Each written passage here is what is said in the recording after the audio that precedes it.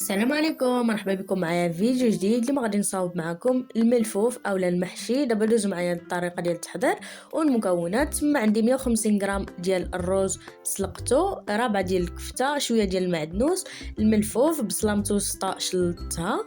تما عندي التوابل كما كتلاحظوا. دابا غادي نديرو واحد الطنجره تكون صغيره بحال هذيك على حسب الملفوف ديالكم. نديرو فيها الماء، شويه ديال الملحه وشويه ديال الخل، ومنين يسخن الماء غادي نديرو فيها الملفوف ديالنا ونخليوها تطيب على خاطرها. هنا عندي في واحد البول غادي نوضعو الكفته ديالنا والمعدنوس، كنضيفو عليهم البصله كما كتلاحظوا معايا،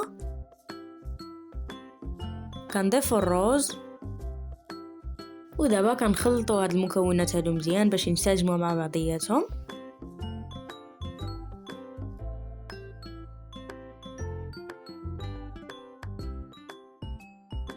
دابا غادي ندوزو باش نضيفو التوابل ديالنا في صندوق الوصف، غادي نخليه لكم بالتدقيق.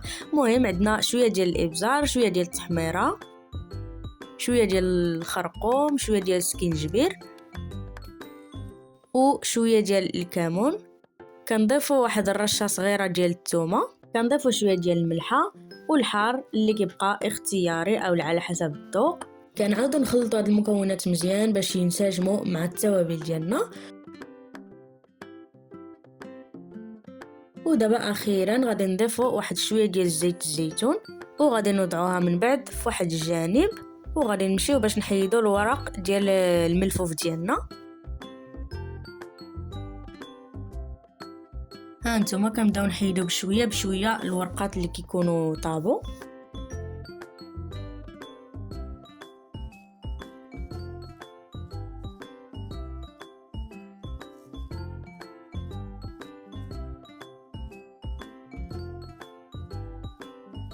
ها انتما ها الشكل ديال الورقات ديالنا كيبان. دابا غادي نحيدو لهم هذوك الجذوره اللي كيكونوا في الوسط، وغادي نقسمهم. انا قسمت هذه مثلا وحده، قسمتها في النص كما كتلاحظوا معايا، وغادي نستمروا بنفس الشكل. غنحيدو لهم كاملين الجدر،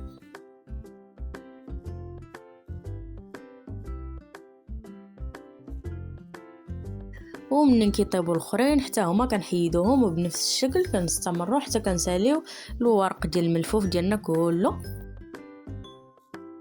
ودابا غادي ندوزو نعمروهم بالحشوه ديالنا، وتبعوا معايا الطريقه اللي غنوريكم، راه سهله جدا. كنوضعوا الحشوه ديالنا لتحت تحت الورقه كما كتلاحظوا، وكنلويوها بهذا الشكل ساهله مهله، وكنستمروا حتى كنساليو الورقات ديالنا كلهم.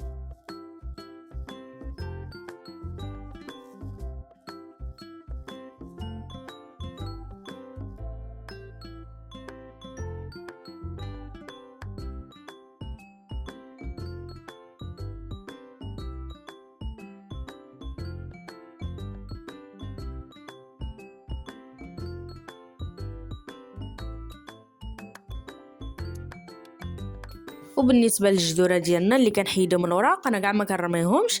الا بغيتو حتى نتوما ديروا نفس الشكل. انا وضعتهم في الاسفل ديال الطنجره كما كتلاحظوا معايا، ووضعت فوقهم هادوك الورقات اولا الملفوف ديالنا.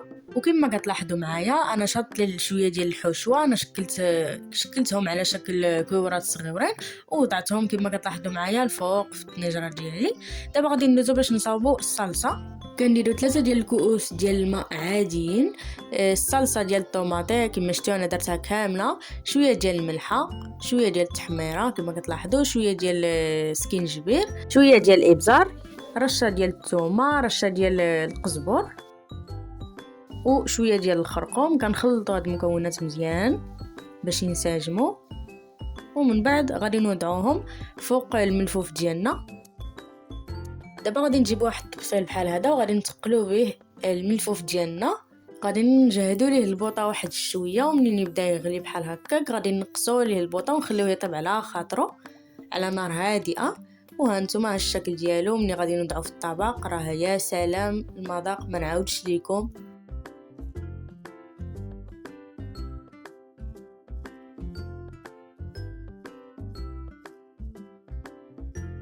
وها نتوما الشكل ديال الطبق ديالنا الاخير، ها الشكل ديال الملفوف ديالنا كيبقى.